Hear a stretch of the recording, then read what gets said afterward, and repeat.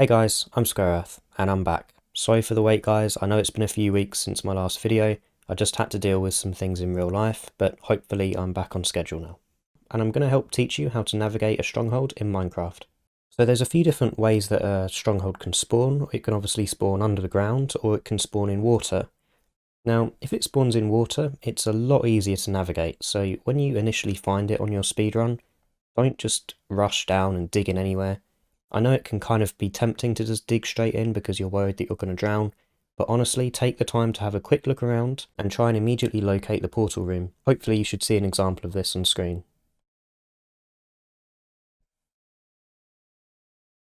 That's the easy one, so let's move on from that and talk about the ones that spawn under the ground. How can you navigate them easily?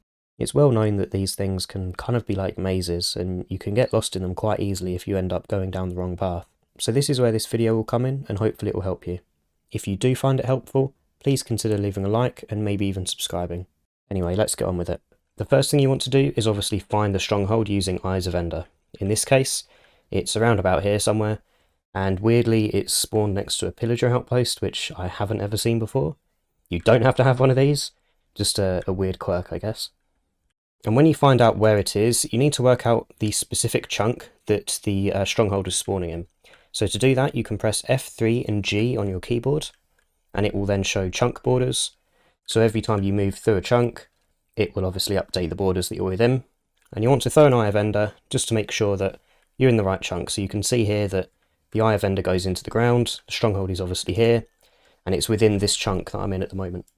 Now the next thing you want to do is press F3 on your keyboard, and look up here where it says chunk. You want this number here and this number to be 3 and 3.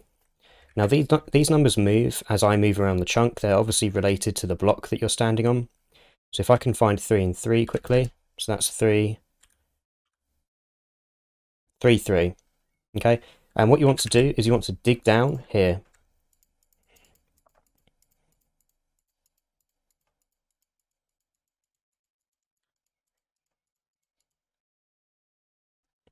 And as you can see, I've dropped straight into the stronghold. And more specifically, I've dropped into something called the starter staircase. Now, let me explain why this is important. You want to drop into this starter staircase because the starter staircase is basically like the start, essentially, of the stronghold. If you think of it like a tree, a lot of other speedrunners use this analogy. The individual routes that you can go down are like branches of a tree, but the starter staircase is the roots of the tree. This is where you always want to start and move out from. So now that you've dug down and you've found the starter staircase, how do we actually find the portal room? You want to obviously go through doors, but it's a bit more complicated than that. You want to go through doors that are like this, that are kind of flush with the wall. They're tight up against the edge. You can see it's flat. I can walk against it. You want to go through doors like this, doors that are in this position, and they can be, they can be wood or metal, it doesn't matter. They need to be in this position. They're going away from the starter staircase, and you want to go away from the starter staircase. You don't want to go through doors, let's see if I can find one. Actually, I'll just show you. You don't want to go through doors that look like this, that are kind of indented into the wall and you can't walk flush against them, because those are heading back towards the staircase, which means you're obviously going in the wrong direction. Now, one useful thing you can do is keep the blocks that you've picked up as you dug down into the starter staircase.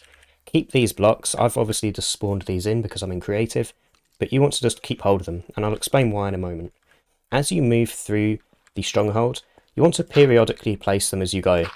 This is so you can find your way back to the staircase if you get lost and you want to head back. For example, if I went all the way through here and I wanted to go back to the staircase because I thought, well, I'm not finding anything, I might get a bit lost and I'll think, uh-oh, I don't know where I'm going. But if I can just follow my blocks back, it'll make it nice and easy to find the starter staircase, and I can start my search for the portal room from here again. Now, there is a bit of a rule when you're looking for the portal room, and it's typically that it doesn't spawn too far away from the starter staircase. So on screen at the moment, I'm going to show a diagram that will hopefully help explain this to you. The further away you go from the staircase, the less likely you are to find the portal room. Every time you pass through a room, the percentage drops. Typically, I would suggest maybe travelling sort of 10 to 11 rooms away from the staircase. Anything more than that, and the percentage chance of you actually finding the portal room after that is very unlikely. And just to explain, rooms can be really small. Obviously, this is one room, but for example, this staircase would be another room, this corridor would be a room, this small room here would be a room, this in here would be a room, this in here would be a room, and so you can very quickly get up to your sort of 10, 11, 12 threshold of how many rooms you've moved through before you would necessarily realise. So it's a good idea to keep track of that, and it's another reason why you want to hold on to your blocks, because as you go, you can place markers. So 1 room, 2 rooms, 3 rooms, 4 rooms, 5 rooms, 6 rooms, you see? And again, like I said earlier, if you get lost and you want to head back to the starter staircase, because you've reached your limit of 10 or 11 rooms or 12, you can just head back, you can follow the blocks, and you know exactly where you're going.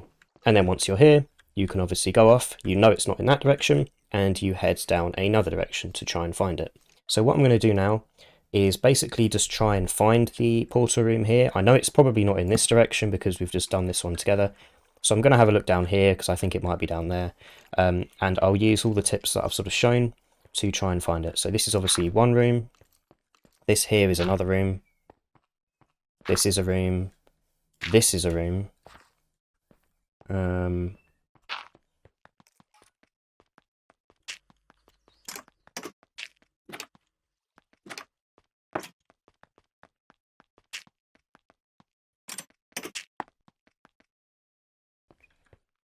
As you can see, I'm going through quite a lot of rooms, and there doesn't seem to be any sign of anything. No, I don't think it's this way, so I'm going to go back to the starter staircase and look in a different direction. So follow the blocks back where we came from.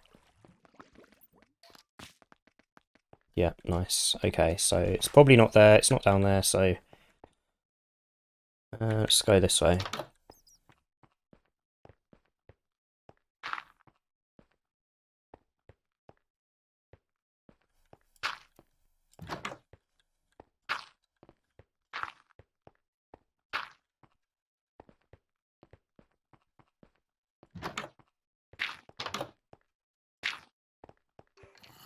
Ah, and here we are.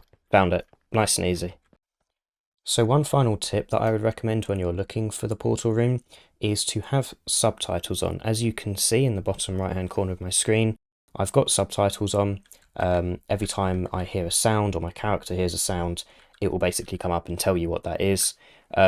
Speedrunners in general use this all the time to hear for things like lava pops, and I would highly recommend using it when looking for the portal room as well.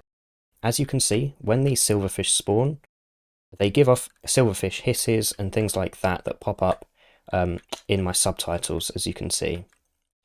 And so when you're looking for the stronghold, you might be, let's say, over here somewhere, and you haven't found it yet.